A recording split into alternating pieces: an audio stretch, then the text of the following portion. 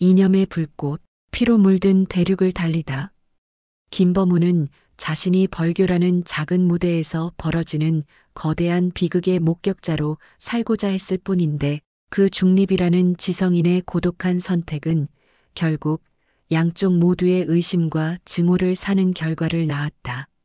그의 노트에 적힌 좌우익의 모든 폭력과 비인간적인 행위에 대한 냉철한 기록은 그를 가장 위험한 반동분자로 지목하게 만들었다.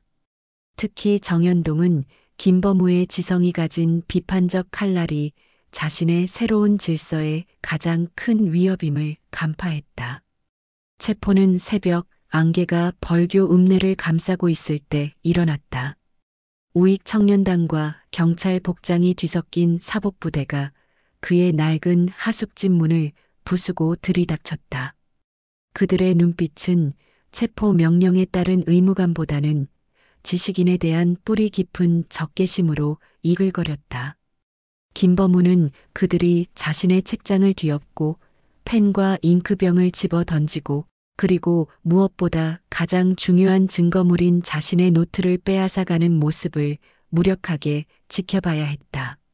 그는 문이 부서지는 굉음과 함께 자신의 고독한 세계가 파괴되는 소리를 들었다. 청년단원들은 그의 책과 노트 위에 불순분자, 빨갱이 조력자라는 붉은 글씨를 휘갈겨 썼는데 그 행위 자체가 그들의 무지몽매함과 맹목적인 폭력성을 상징했다. 김범우는 그들의 폭력에서 일제 순사들의 야만적인 그림자를 보았고 해방이 단지 지배자의 얼굴만 바꾸었을 뿐이라는 쓰라린 진실을 깨달았다. 경찰서 취조실의 공기는 습하고 퀴퀴했다. 취조관은 다름 아닌 정연동이었다. 정연동은 고문 대신 논리로 김범우를 짓밟으려 했다. 그는 김범우의 노트를 펼쳐 보이며 냉소적인 미소를 지었다. 노트에는 박승도 일가의 소장농 착취 실태, 좌익 무장대원의 구성원, 분석 및 농민들의 지지 이유 등이 담겨 있었다. 정연동은 이 기록을 양비론적 선동이라 규정했다. 김군, 자네가 벌교에 돌아와 쓴 이 기록들은 문학 작품이 아니라 현존하는 대한민국 정부에 대한 정면 도전이네. 자네는 지주들의 착취를 폭로하고 염상진의 폭력혁명에 정당성을 부여하고 있지 않나? 자네가 말하는 중립이란 결국 좌익에 대한 이성적인 변호일 뿐이야. 왜냐? 우익의 질서가 견고할수록 자네의 비판적 위치가 흔들리기 때문이지. 자네는 가진 자들의 위선을 비난하며 자신의 도덕적 우월감을 채우고 싶었던 것 아닌가? 그게 바로 가장 치사한 지식인의 기회주의일세. 정연동의 논리는 서구 법철학의 가면을 쓰고 있었으나 그 심장부는 개인의 탐욕과 계급적 공포로 뛰고 있었다. 그는 김범우의 지성이 자신이 쌓아 올린 견고한 성벽을 무너뜨릴 수 있는 유일한 비수임을 알았기에 그를 논리적으로 말살하려 했다. 김범우는 차가운 취조실 의자에 앉아 흔들리지 않는 목소리로 대답했다. 정군, 나의 기록은 어느 쪽의 깃발도 들지 않았네. 나는 당신들의 폭력과 염상진의 폭력을 모두 기록했소. 하지만 당신들이 지키고자 하는 질서는 수백 년간 이어져 온 불의와 착취의 시스템을 옹호하는 것이었네. 굶주린 사람들에게 밥을 주지 않는 국가와 질서는 살인자와 다름없소. 나의 비판은 혁명에 대한 변호가 아니라 당신들의 위선과 폭력에 대한 기록이었네. 당신들은 법의 이름으로 가장 잔인한 테러를 자행하고 있소. 내가 기록하지 않은 것은 당신들의 탐욕과 위선이 어떻게 농민들을 총칼로 몰아넣었는지에 대한 과정일 뿐이네. 그것은 이미 역사가 진행 중인 명백한 사실이기에 굳이 쓸 필요가 없었다네. 정연동은 이 말에 미소를 지웠다. 그의 얼굴에는 지식인에 대한 경멸이 떠올랐다. 자네는 역사의 승자가 될 수 없어. 역사는 힘을 가진 자의 것이지 양심을 가진 자의 것이 아니야.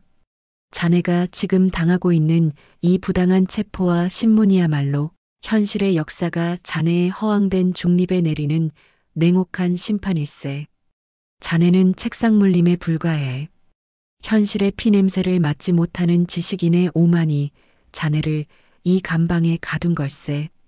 그는 마지막으로 김범우에게 변절을 종용했다. 지금이라도 자네의 노트를 불태우고 우리의 질서에 협력하기에. 자네의 지성은 충분히 쓸모가 있네. 김범우는 굳게 입을 다물었다. 그는 정현동과의 이념 논쟁이 무의미함을 알았다. 이 싸움은 지성과 지성의 싸움이 아니라 힘과 양심의 싸움이었다. 김범우는 취조실의 어둠 속에서 자신이 기록하지 못한 민중의 무수한 고통과 한을 떠올렸다. 그는 체포되었으나 그의 정신과 양심은 결코 굴복하지 않았다. 오히려 이 체포는 그에게 이 시대의 비극을 몸소 체험하는 마지막 증인이 될 기회를 제공했다. 그는 침묵하며 다가올 운명과 역사의 냉정한 눈을 기다렸다. 취조실 벽에 걸린 낡은 시계만이 피의 시간이 다가오고 있음을 무심히 알리고 있었다. 김범우는 스스로에게 되뇌었다. 나의 중립은 현실의 힘 앞에 무너졌을지 몰라도 진실을 기록하려는 의지는 절대 무너지지 않는다. 그가 겪는 고통은 곧 이 시대 전체가 겪는 고통의 축소판이었으며 그는 이 경험을 통해 지식인의 사명을 다시 한번 굳건히 했다.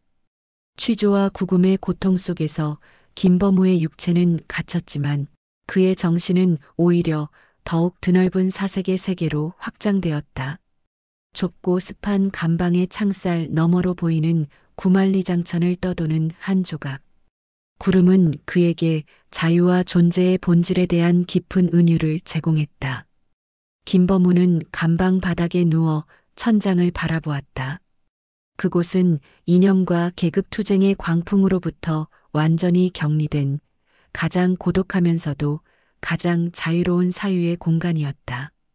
그는 자신이 벌교에서 겪은 모든 비극을 시간과 공간을 초월한 거대한 역사의 흐름 속에서 재해석하기 시작했다.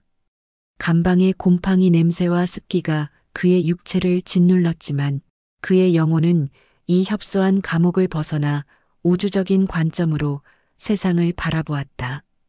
구만리장천을 떠도는 구름. 구름은 국경도, 이념도, 계급도 초월한다. 그저 자연의 순리에 따라 바람에 몸을 맡길 뿐이다. 김범우는 인간의 삶이 저 구름과 같았으면 얼마나 좋았을까 생각했다. 본래 자유로운 존재였으나 인간이 만든 허상과 질서에 갇혀 서로에게 총을 겨누는 야만적인 현실. 그는 자신의 지식과 이성이 이 비극적인 야만 앞에서 왜 이토록 무력했는지 끊임없이 자문했다. 구름은 또한 민중의 한과 같았다. 넓은 하늘을 떠돌지만 비가 되어 땅에 떨어지기 전까지는 그 존재의 무게를 알 수 없는 억눌린 슬픔이었다. 그는 감방 안에서 소아의 고통을 뼈저리게 상상했다. 순수한 영혼이 이념과 폭력의 희생양이 되는 과정. 소아는 무당이라는 미신적 존재였지만 그녀의 구파는 민중의 억눌린 무의식을 대변하는 가장 강력한 정신적 해방구였다. 우익이 소아를 탄압한 것은 단순히 미신을 타파하기 위함이 아니라 민중의 정신적 구심점을 파괴하여 그들을 체제에 완전히 복속시키기 위함이었다. 김범우는 소아가 겪었을 육체적 고통과 정신적 모멸감을 떠올리며 이념이 인간의 영혼에 가하는 가장 잔인한 폭력에 대해 기록하지 못했음을 후회했다. 그는 소아의 비극적인 운명에서 조선 민족의 영혼이 겪는 고통을 보았다. 김범우는 감방에서 조계산의 염상진을 떠올렸다. 산속에 갇힌 염상진의 처지도 결국은 또 다른 형태의 구금이 아닐까? 염상진은 혁명이라는 이념의 감옥에 갇혀 인간의 본질적인 연민과 회의를 스스로 거세하고 있었다. 그는 정연동이 만든 물리적인 감옥에 갇혔지만 염상진은 스스로 만든 이념적인 감옥에 갇힌 채 폭력의 순환을 끊지 못하고 있었다. 그는 염상진의 불타는 열정이 결국은 그 자신을 태워버릴 불길임을 예감했다. 그의 시선은 다시 창살 너머의 구름으로 향했다. 구름은 자유로웠으나 동시에 덧없었다. 영원히 같은 모양을 유지하지 못하고 끊임없이 변하며 소멸했다. 김범우는 이 구름처럼 인간의 역사와 이념 역시 영원히 지속될 수 없는 덧없는 현상임을 깨달았다. 자유와 역사의 진실은 어느 한쪽의 승리에 있는 것이 아니라 저 구름처럼 모든 것을 초월하여 흘러가는 자연의 섭리 속에 있음을 깨달았다. 이러한 사색은 그에게 개인적인 회한을 불러일으켰다. 그는 해방 후 고향으로 돌아와 가족과 이웃을 외면하고 지식인의 중립이라는 냉정한 관찰자의 역할만을 고집했다. 그는 자신이 책임져야 할 가장 가까운 관계들을 방치하고 역사라는 거대한 담론에만 매몰되었음을 인정했다. 그의 중립은 비겁한 방관이었을 수도 있다. 하지만 이제 그는 고통을 통해 이 모든 것을 만회할 기회를 얻었다. 그는 감옥에서 자신이 기록해야 할 역사의 정체에 대해 다시 생각했다. 그것은 승자의 기록도 패자의 변명도 아니었다. 오직 이념의 광풍 속에서 인간이 겪은 고통과 고뇌 그 자체였다. 그는 구만리장천을 떠도는 구름처럼 어느 쪽에도 얽매이지 않는 오직 진실만을 향한 사색을 멈추지 않았다. 그의 고독한 사유는 그를 시대의 모든 비극을 담아낼 그릇으로 더욱 단단하게 만들었다. 감옥은 그에게 육체의 억압을 주었으나 정신적인 해방을 선사했다.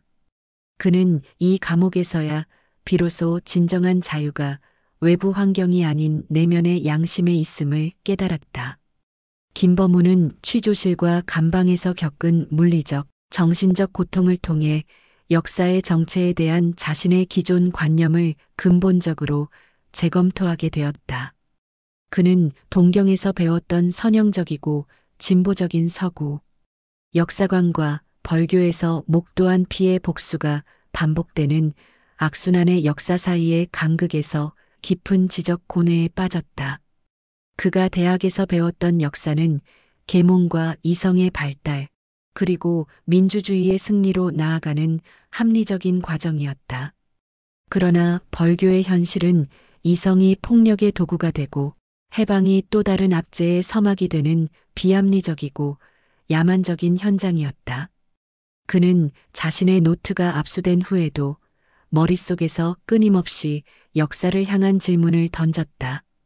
냉철한 비판을 생리로 가진 역사의 정체는 무엇인가? 김범우는 역사가 단순히 과거를 기록하는 행위가 아니라 현재의 폭력과 불의를 비판하고 미래의 인간적인 삶을 위한 교훈을 제공하는 냉철한 심판자여야 한다고 생각했다. 그러나 현실의 역사는 승자의 총칼에 의해 쓰여지고 있었다. 정연동이 말했듯이 힘을 가진 자가 곧 역사의 주인이 되는 잔혹한 현실이었다. 김범우는 특히 한국사에서 이 악순환의 역사를 절감했다. 수많은 왕조 교체와 외세의 침략 속에서 민중의 삶은 단 한 번도 진정한 해방을 경험하지 못했다. 일제로부터의 해방은 민족 내부의 이념 대결이라는 새로운 착취의 옷을 입고 민중을 짓밟았다. 그는 역사의 진정한 정체가 쌀과 피의 기록에 있음을 깨달았다. 역사의 모든 사건들은 결국 누가 쌀을 가졌고 누가 피를 흘렸는가라는 단순한 진실로 귀결되었다. 토지 없는 농민의 굶주림이 염상진의 혁명을 낳았고 토지를 지키려는 지주들의 탐욕이 정연동의 폭력적인 질서를 낳았다. 김범우는 염상진의 폭력혁명이 왜 필연적이었는지, 그리고 그 혁명이 왜 비극적인 종말을 맞을 수밖에 없는지 역사의 관점에서 분석했다. 염상진의 혁명은 수탈당한 민중의 한이라는 가장 뜨거운 감정에서 비롯되었기에 강력한 정당성을 가졌다. 그러나 그가 선택한 무장투쟁은 결국 피는 피를 낳는다는 폭력의 순환 법칙에 갇힐 수밖에 없었다. 역사는 수단이 목적을 타락시키는 비극적인 사례를 수없이 증명해왔다. 반면 정현동과 지주들의 우익 질서는 법과 질서라는 가장 차가운 이성의 가면을 쓰고 있었다. 그들의 역사는 기득권 유지를 위한 교활한 자기 합리화의 연속이었다.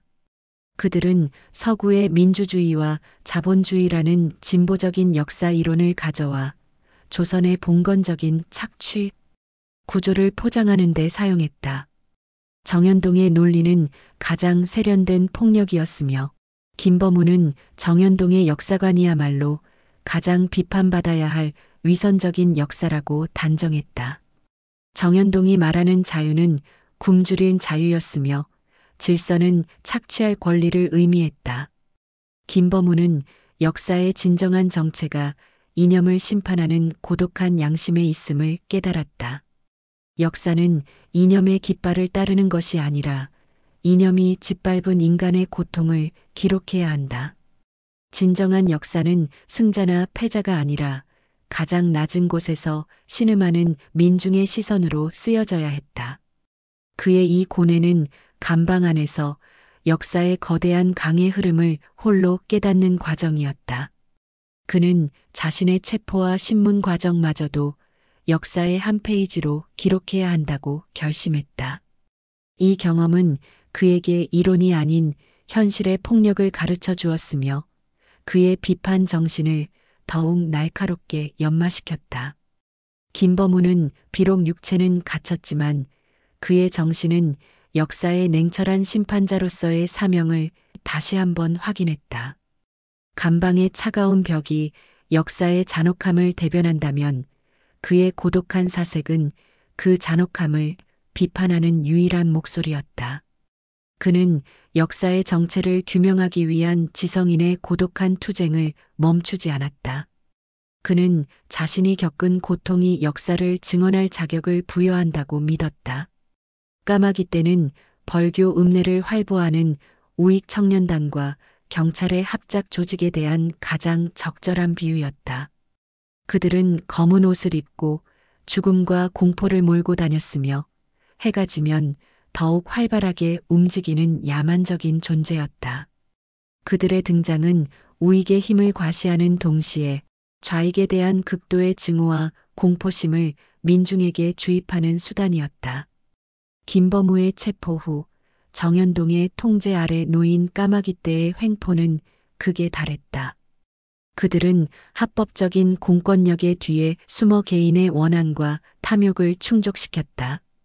이들의 활동은 염상진의 무장봉기를 앞두고 좌익 세력을 완전히 와해시키려는 정치적인 목적과 지주들에게 반항하는 모든 민중을 억압하려는 계급적인 목적을 동시에 가지고 있었다.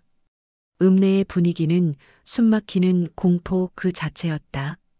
사람들은 길거리에서 서로 눈을 마주치는 것조차 두려워했다. 시장 상인들은 입을 닫았고 아이들의 웃음소리는 사라졌다. 까마귀 떼는 좌익 인사로 조금이라도 의심되는 사람들의 집을 밤중에 습격하여 물건을 부수고 가족을 신문하며 공포심을 극대화시켰다. 특히 마을 이장과 구멍가게 주인 등 중립적인 위치에 있던 사람들이 이들의 주된 표적이 되었다. 그들은 중립지대를 없애고 모든 사람을 우익의 편으로 강제 편입시키고자 했다. 그들의 목적은 단순히 좌익을 숙청하는 것을 넘어 읍내의 모든 경제적, 정신적 통로를 장악하는 데 있었다. 약간의 재산이라도 가진 소지주들 역시 좌익 부역 혐의로 몰려 재산을 빼앗기는 일이 비일비재했다. 가장 잔혹했던 사건은 좌익 혐의로 체포된 한 농민에 대한 공개적인 처벌이었다. 까마귀 떼는 그 농민을 읍내 광장으로 끌고 와 반민족 행위자라는 팻말을 걸고 구타했다. 청년단원들은 일제시대 순사들보다 더욱 잔혹하게 공봉을 휘둘렀다. 그들의 구타 소리는 읍내 전체에 울려 퍼졌고 광장을 둘러싼 사람들은 공포와 무력감 속에서 그 장면을 지켜봐야 했다. 황태수와 같은 청년단 간부들은 이 폭력의 개인적인 쾌감을 느끼며 더욱 광적으로 변해갔다. 그들의 폭력은 이념의 깃발을 들고 있었으나 그 내면은 분노와 열등감 그리고 권력에 대한 맹목적인 추종으로 가득 찬 짐승의 본능이었다. 그들은 새로운 지배자가 된 자신들의 권력을 만끽하며 이전의 피지배 계층으로서 겪었던 모멸감을 폭력으로 보상받으려 했다. 정현동은 이 폭력의 선봉에 서지 않았으나 그의 냉철한 지시는 이 야만적인 행위들을 합리화하고 조직화했다. 김범우는 감방 안에서 들려오는 비명소리와 구타 소리를 들으며 이 까마귀 때의 폭력이야말로 혁명을 잉태하는 가장 강력한 자궁임을 깨달았다. 우익의 압제가 강해질수록 농민들의 분노와 염상진에 대한 기대는 더욱 커져갔다. 까마귀 떼가 행하는 무자비한 탄압은 결국 좌익봉기의 정당성을 더욱 강화하는 역설적인 결과를 낳았다. 그는 이 암흑과 폭력의 시대를 견뎌내기 위해 지식인의 역할을 되새겼다. 폭력의 한복판에서 진실을 외면하지 않는 것, 이것이 김범우가 할 수 있는 유일한 저항이었다. 까마귀 떼의 검은 그림자가 벌교를 뒤덮을수록 김범우는 다가올 피의 폭발을 예감하며 침묵 속에서 자신의 양심을 더욱 단련시켜야 했다. 읍내의 모든 풍경은 이제 비극의 전조로 가득 차 있었다. 그는 까마귀 떼의 폭력의 논리가 결국 자멸을 초래할 것임을 확신했다. 폭력은 잠시 승리할지 모르나 민중의 마음을 영원히 얻을 수 없었다. 밤이 깊어지자 조계산의 침묵이 깨졌다. 염상진이 지휘하는 인민유격대의 움직임은 오랜 어감 아래 응축된 민중의 분노가 마침내 폭발하는 순간을 알렸다. 그들의 목표는 벌교 읍내 경찰서와 우익 청년단의 거점, 그리고 대지주 박승도의 저택이었다. 무장봉기, 곧 기습은 더 이상 물러설 곳 없는 농민들의 생존 투쟁의 마지막 몸부림이었다. 염상진은 가장 정교하고도 무모한 계획을 세웠다. 그는 기습의 성공만이 혁명의 불씨를 살릴 수 있음을 알았다. 유격대는 칠흑 같은 어둠 속을 뚫고 읍내로 진입했다. 그들은 굶주림과 복수심 그리고 새로운 세상에 대한 열망으로 가득 찬 눈빛을 하고 있었다. 염상진은 공포를 모르는 맹수처럼 선두에 섰다. 그는 혁명이 총칼로 시작되지만 그 근본은 민중의 밥그릇에 있음을 잊지 않았다. 경찰서 기습은 가장 격렬했다. 좌익 행동대원들은 지형과 경찰의 허점을 치밀하게 분석하여 단숨에 경찰서 내부로 진입했다. 총성이 울려 퍼지고 어둠 속에서 비명과 격렬한 몸싸움이 벌어졌다. 경찰들은 좌익의 강렬한 기세와 오랜 시간 준비된 분노 앞에서 제대로 저항하지 못하고 무너졌다. 이들은 대부분 지주들의 사병 출신으로 혁명적 사명감으로 무장한 유격대원들의 기세를 꺾을 수 없었다. 염상진은 과감한 지휘력으로 혼란에 빠진 대원들을 통솔하며 목표를 향해 나아갔다. 한 농민 출신 대원은 난생 처음 잡아보는 총이었지만 가슴속의 분노가 그를 망설임 없이 앞으로 나아가게 했다. 그에게 총성은 복수이자 해방의 종소리였다. 그는 경찰서 유치장에 갇혔던 자신의 형제들을 떠올리며 방아쇠를 당겼다. 정현동이 머무는 우익 청년단 거점 역시 동시에 공격받았다. 청년단원들은 경찰의 보호에 익숙해져 있었기에 갑작스러운 좌익의 공격에 허둥지둥 무너졌다. 까마귀 떼의 거만함은 현실의 총탄 앞에서 순식간에 공포와 혼란으로 바뀌었다. 그들이 휘둘렀던 곤봉과 쇠파이프는 좌익의 구식 소총과 수류탄 앞에서 무력했다. 정현동은 치밀한 방어 계획을 세웠으나 염상진의 기습적인 타이밍과 민중의 분노라는 예측 불가능한 변수 앞에서는 속수무책이었다. 그는 간신히 몸을 피했지만 그의 이성적인 질서는 하룻밤 사이에 피와 혼란 속에 파묻히고 말았다. 그의 도주는 우익 질서의 취약성을 상징했다. 읍내를 장악한 좌익 유격대는 곧바로 박승도의 저택으로 향했다. 지주의 상징인 그 거대한 한옥은 수백 년간의 착취를 대변하는 것이었다. 유격대원들은 저택의 벽을 부수고 곳간을 열었다. 쌀을 굶주린 농민들에게 나누어주는 순간 혁명의 정당성은 극대화되었다. 농민들은 토지는 농민에게 라는 구호를 외치며 난생 처음 느껴보는 해방감에 휩싸였다. 이 쌀은 단순한 식량이 아니라 계급 해방의 증거였으며 새로운 세상이 시작되었음을 알리는 신호탄이었다. 감방에 갇혀있던 김범우는 밖에서 들려오는 격렬한 총성과 함성을 들었다. 그는 염상진의 혁명이 시작되었음을 직감했다. 총성은 그에게 자신의 예언이 현실이 되는 소리이자 민중의 억눌린 울음이 폭발하는 소리였다. 그의 마음속에는 분노와 연민이 교차했다. 그는 이 폭력적인 해방이 결국 더 큰 폭력을 부를 것임을 알았지만 억압받던 민중의 일시적인 승리에 대한 복잡한 감정을 지울 수 없었다. 염상진의 기습은 단 하룻밤 동안 벌교의 권력 구조를 완전히 뒤집어 놓았다. 그는 지주와 친일파 숙청을 선언하며 새로운 인민정부의 수립을 선포했다. 이 짧은 승리의 순간은 수많은 희생을 예고하는 가장 격렬하고 비극적인 폭발이었다. 읍내의 어둠 속에서 승리의 함성이 울려 퍼졌지만 그 소리는 이미 다가올 피바람의 전조와 다름없었다. 염상진은 혁명의 첫 단추를 깨었지만 그 단추는 이미 피로 물들어 있었다. 좌익의 기습봉기로 읍내를 장악한 이후 벌교에는 짧고도 덧없는 해방의 환상이 찾아왔다. 읍내의 지주들의 곳간이 열리고 쌀이 농민들에게 배급되었다. 토지 분배라는 구호는 굶주린 사람들의 심장을 뜨겁게 달구었고 그들의 눈빛에는 난생 처음 보는 희망이 반짝였다. 그러나 이 혁명의 성공은 겨울이 아닌 5월의 봄에 일어났다. 쌀이 배급되었지만 모든 식량이 하루아침에 해결될 수는 없었다.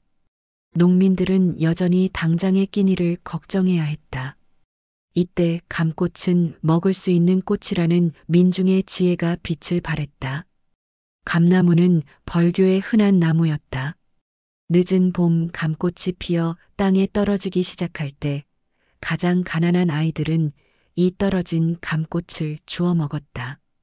달콤하면서도 쌉싸름한 감꽃은 진정한 식량은 아니었으나 굶주림을 잠시나마 잊게 해주는 자연의 선물이었다. 이 감꽃은 민중의 고단한 생명력과 가장 낮은 곳에서 피어나는 희망의 상징이었다. 혁명의 밥이 아직 익지 않았을 때 자연의 작은 은총만이 그들의 생명을 이어주었다. 읍내를 장악한 인민위원회는 분주하게 움직였다. 염상진의 지도부는 토지 분배증을 대량으로 인쇄하여 농민들에게 나누어 주었다. 문서가 불타는 광경은 오랜 억압의 종말을 상징했으며 농민들은 평생 소망했던 자신의 땅이 생긴 듯 기뻐했다. 염상진은 이 짧은 기간 동안 진정한 민중의 지도자로 군림했다. 그는 농민들에게 우리가 해냈다. 이제 우리 스스로 이 땅의 주인이 되었다. 고 외쳤고 농민들의 함성은 조계산까지 울려 퍼졌다. 인민위원회는 교육, 치안, 행정 등 모든 분야에서 새로운 질서를 세우려 했으나 경험 부족과 조직력의 한계로 인해 곳곳에서 혼란과 비효율이 발생했다. 새로운 혁명 관료들은 때로 구시대 지주들만큼이나 오만하고 독단적인 모습을 보이기도 했다. 하지만 김범우는 감방에 갇힌 채 이 모든 광경을 상상으로만 접해야 했다. 그는 혁명의 성공이 순간적인 환상에 불과함을 알고 있었다. 미군정과 국군의 토벌대가 곧 들이닥칠 것이 분명했기 때문이다. 농민들이 지금 맛보는 감꽃의 단맛은 곧 피의 대가로 돌아올 것이었다. 그는 혁명의 순수성이 현실의 힘 앞에서 얼마나 쉽게 타락하고 소멸하는지 과거 역사를 통해 알고 있었다. 김범우는 감방 안에서 역사의 아이러니를 깊이 생각했다. 혁명이 약속하는 밥은 아직 오지 않았고 민중들은 자연이 주는 덧없는 감꽃으로 배를 채우고 있었다. 이 감꽃이야말로 이념의 허상과 현실의 굶주림 사이에서 살아가는 민중의 슬픈 초상이었다. 혁명은 거대한 폭력을 통해 이루어졌으나 진정한 밥과 평화는 아직도 저 구만리장천을 떠도는 구름처럼 잡히지 않는 것이었다. 그는 이 순간의 농민들의 기쁨을 존중했지만 동시에 그 기쁨의 덧없음을 뼈아프게 느꼈다. 감꽃을 주워 먹는 아이들의 모습은 혁명이 가져다 준 희망이 얼마나 취약하고 위태로운 것인지를 상징했다. 김범우는 이 모든 것을 훗날의 역사를 위해 마음속에 기록했다. 총칼이 잠시 승리했을지라도 진정한 승리는 배고픔을 이기는 데 있다는 그의 고독한 통찰은 감방의 차가운 벽에 메아리 쳤다. 그는 혁명의 밥이 아닌 감꽃에 의지해야 했던 민중의 삶이야말로 가장 비극적인 진실임을 확신했다. 좌익의 봉기와 단기적인 읍내, 장악 이후 벌교는 토벌 대토 공대의 대대적인 반격에 직면하게 되면서 상황은 급격히 악화되었다. 읍내를 잠깐 해방구로 만들었던 농민들과 좌익 동조자들은 순식간에 토벌대의 표적이 되었다. 이 과정에서 극심한 배고픔과 공포는 인간의 본성을 가장 밑바닥까지 끌어내리며 인간과 동물 사이의 경계를 허물었다. 좌익 봉기에 동조했던 많은 농민들은 산으로 도망치거나 숨어 지내야 했다. 그들의 곡간은 다시 지주와 토벌대에 의해 탈취되었고 식량은 전쟁의 가장 귀중한 자원이 되었다. 배고픔은 이념이나 윤리보다 더 강력한 힘을 가진 원초적인 지배자였다. 배고픔은 인간의 뇌를 지배하여 오직 생존만을 생각하게 만드는 가장 잔혹한 폭력이었다. 김범우는 감방 안에서 배고픔이 인간을 어떻게 변하게 하는지에 대한 끔찍한 증언들을 들었다. 토벌대의 감시를 피해 숨어 지내던 한 농민은 배고픔을 견디지 못하고 숲속에서 죽은 짐승의 사체를 발견하고는 다른 사람들과 나누지 않고 혼자 몰래 먹었다고 한다. 그 농민은 김범우에게 선생님, 그때는 내가 짐승인지 사람인지 알 수 없었습니다. 오직 살아남고 싶다는 본능만이 저를 지배했습니다. 밥 한 톨에 형제도 부모도 없었습니다. 라고 고백했다. 이 극단적인 상황은 염상진의 혁명 조직 내부에서도 나타났다. 이념적 순수함으로 뭉쳤던 대원들 사이에서도 식량 배급 문제를 두고 갈등과 불신이 싹트기 시작했다. 혁명의 대의는 당장의 끼니 앞에서 종종 무너졌다. 염상진은 부상자와 전투 병력 사이에서 누구에게 한 줌의 쌀을 더 줄 것인지라는 끔찍한 선택을 해야만 했다. 배고픔은 가장 순수한 혁명가를 가장 비열한 인간으로 만들 수 있는 잔혹한 시험대였다. 일부 대원들은 자신의 몫을 몰래 숨기려다 적발되어 처벌받았고 이는 조직 내부의 도덕적 붕괴를 가속화했다. 토벌대의 폭력은 이러한 인간의 나약함을 이용하여 민중을 분열시켰다. 토벌대는 식량의 배급을 협력의 대가로 이용했다. 좌익 동조자를 밀고 하는 사람에게는 생존에 필요한 식량을 제공했다. 공포와 배고픔 앞에서 일부 사람들은 동물적인 생존 본능에 따라 자신의 이웃과 동지를 배신했다. 배신자들은 잠시 생존을 얻었지만 그들의 영혼은 이미 파괴되었다. 김범우는 이 모든 것을 배고픔과 동물과 인간이라는 제목으로 사유했다. 그는 인간의 존엄성이 가장 기본적인 생존권에 의해 지탱되고 있음을 깨달았다. 배고픔은 인간을 이기적이고 잔인한 동물로 퇴행시킬 수 있는 힘을 가졌다. 혁명가들이 외치는 인간 해방은 결국 배고픔으로부터의 해방과 동의어였으며 이 목표가 달성되지 않는 한 인간은 언제든 짐승으로 전락할 수 있다는 비극적인 진실을 깨달았다. 김범우는 이 시대를 기록하는 자신의 펜이 이념의 대결뿐만 아니라 배고픔과의 처절한 싸움을 기록해야 한다고 결심했다. 인간이 인간다움을 유지하기 위한 최소한의 조건이 어떻게 파괴되었는지를 기록하는 것, 이것이 역사의 냉철한 비판이었다. 생존 본능 앞에서 이념과 윤리가 무너지는 벌교의 비극은 인간의 가장 슬픈 본질을 적나라하게 드러냈다. 그는 이념이 밥보다 우선할 수 없다는 냉혹한 현실을 인정하면서도 인간이 끝내 존엄성을 지키려 했던 숭고한 노력 또한 기록해야 함을 깨달았다.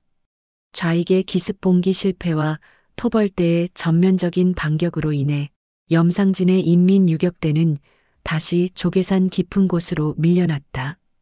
그들은 총과 탄약, 그리고 식량 부족이라는 삼중고에 시달렸다. 이 절망적인 상황 속에서 유격대는 멸망 직전의 환자와 같았고 이들에게 생명력을 불어넣는 수혈은 오직 벌교 민중의 헌신적인 지원뿐이었다. 김범우는 감방 안에서도 산과 마을 사이의 은밀한 생명줄이 작동하고 있음을 짐작했다.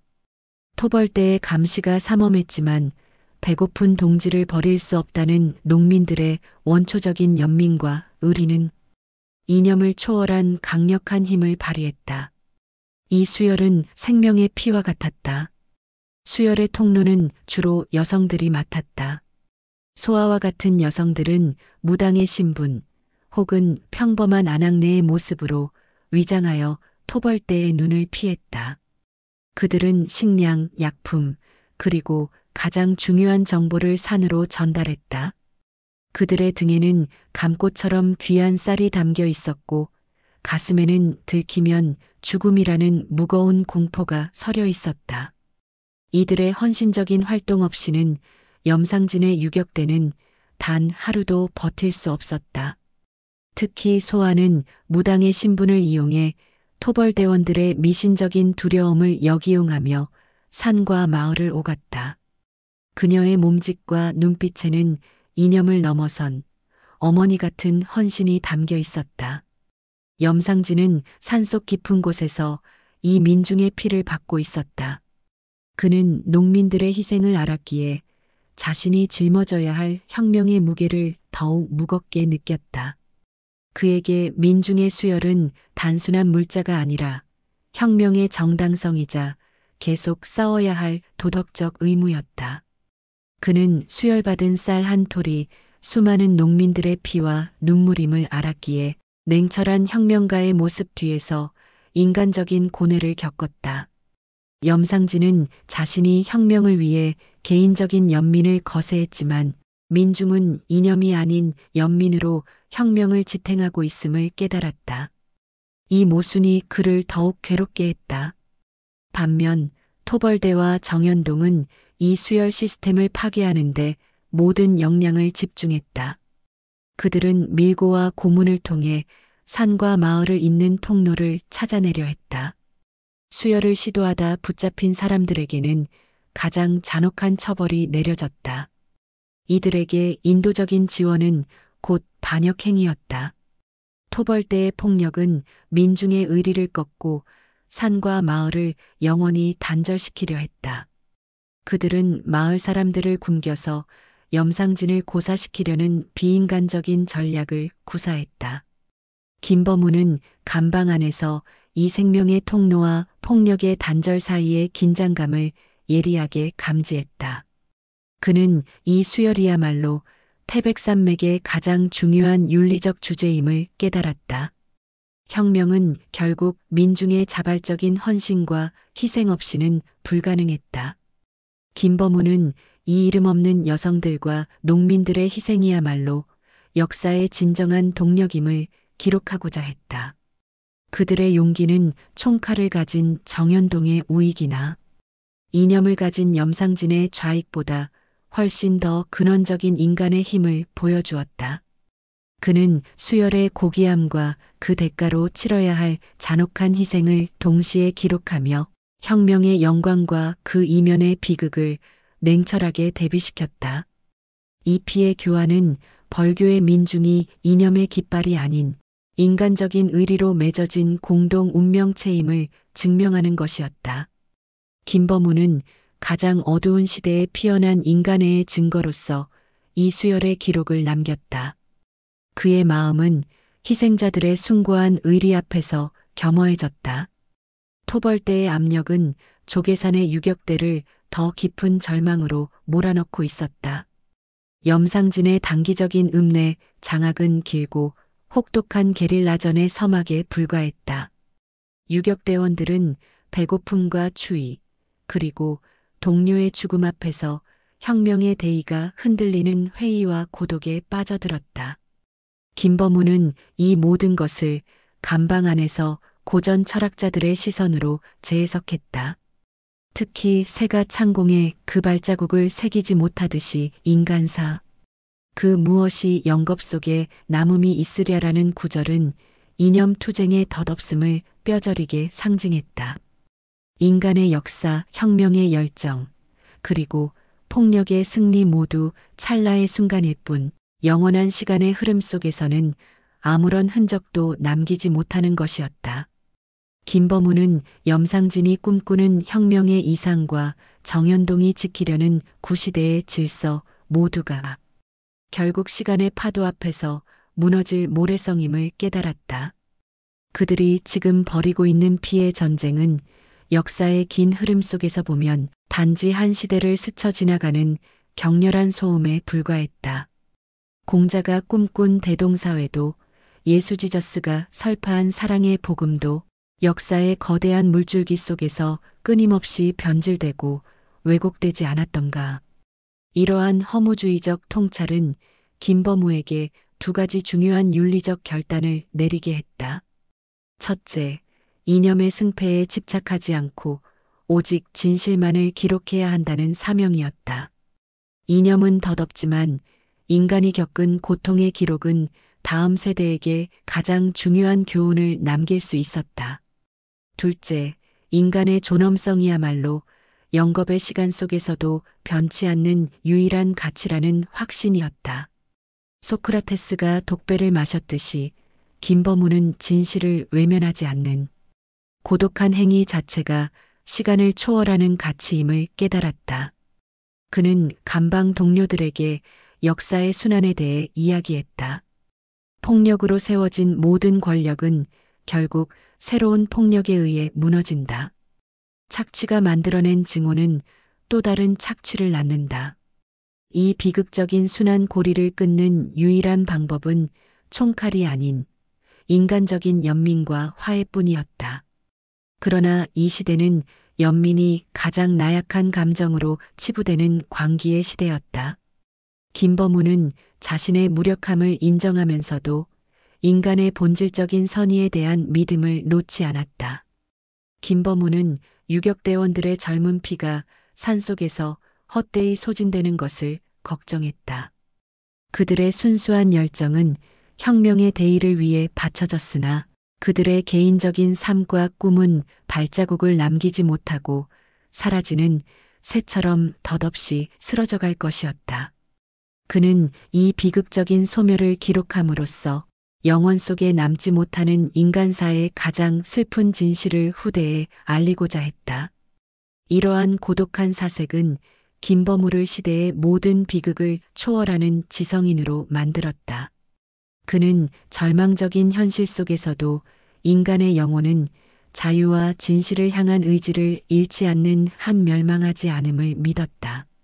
그의 펜의 임무는 영겁 속에 남지 못할 인간의 싸움을 기록하는 것이 아니라 그 싸움 속에서 가장 고귀하게 빛난 인간의 정신을 붙잡아 두는 것이었다. 그의 사색은 곧 이 폭풍우 속에서 인간다움을 잃지 않으려는 마지막 저항이었다. 토벌대토 공대의 대대적인 포위 및 숙청 작전이 벌교를 덮치면서 염상진의 단기 해방군은 다시 피해 억압 속에 갇히게 되었다. 토벌대는 미군정의 전폭적인 지원과 정연동의 치밀한 정보력을 바탕으로 산과 마을을 잇는 모든 통로를 차단했다.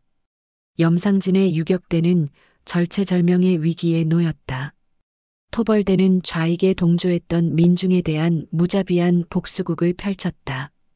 그들은 읍내 광장에서 공개 처형을 감행하며 민중에게 극도의 공포를 심어주었다.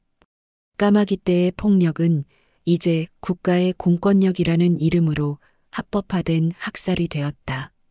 봉기에 가담했던 농민들과 그 가족들은 빨갱이, 부역자라는 혐오스러운 낙인이 찍혀 잔혹하게 희생되었다.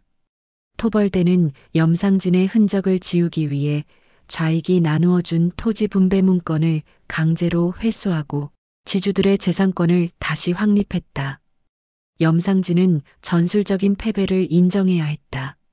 그는 읍내에서의 장기적인 게릴라전이 불가능함을 깨닫고 남은 병력과 민중의 씨앗을 보존하기 위해 조계산 깊은 곳으로의 후퇴를 명령했다. 토벌대 물러가라. 는 구호는 이제 승리의 외침이 아니라 생존을 위한 처절한 절규가 되었다. 염상진은 후퇴하는 대원들에게 우리의 싸움은 이제부터 시작이다. 산은 우리의 요새다. 라고 외쳤지만 그의 목소리에는 뼈아픈 패배감이 서려 있었다. 유격대의 후퇴는 고통스러운 과정이었다. 부상자와 추격하는 토벌대의 총성 속에서 많은 동지들이 산길에 쓰러져 갔다. 염상진은 읍내를 다시 탈환하겠다는 약속을 남기고 눈물을 머금은 채 벌교를 떠났다. 그가 뒤로하는 벌교는 피와 절망으로 뒤덮여 있었다. 이 후퇴는 혁명의 종말이 아니라 길고 지독한 게릴라 투쟁의 시작을 알리는 것이었다. 그는 민중의 지지를 믿고 다시 돌아올 것을 맹세했다. 감방에 갇혀있던 김범우는 토벌대의 승리와 좌익의 후퇴를 역사의 잔혹한 순환으로 받아들였다. 그는 염상진의 이상이 현실의 힘 앞에서 무력하게 무너지는 것을 보며 깊은 슬픔을 느꼈다. 그러나 동시에 정연동의 질서 역시 민중의 한을 완전히 잠재우지 못했음을 알았다. 조계산에 남아있는 염상진의 불씨는 언제든 다시 타오를 수 있는 민중의 분노 그 자체였기 때문이다. 토벌대의 폭력이 거세질수록 민중의 마음은 더욱 산을 향하게 될 것임을 김범우는 예감했다. 토벌대가 읍내를 재장악한 후 정연동은 김범우를 다시 취조실로 불러냈다. 승리에 도취된 정연동은 김범우에게 자신의 승리를 확인시키려 했다. 김군, 자네가 말했던 양심과 비판은 결국 총칼 앞에서 무너졌네. 역사는 나의 승리를 기록할 걸세. 자네는 이제 아무것도 할 수 없는 패배자에 불과해. 자네의 허황된 중립은 이 시대에 설 자리가 없네. 김범우는 정연동을 응시하며 대답했다.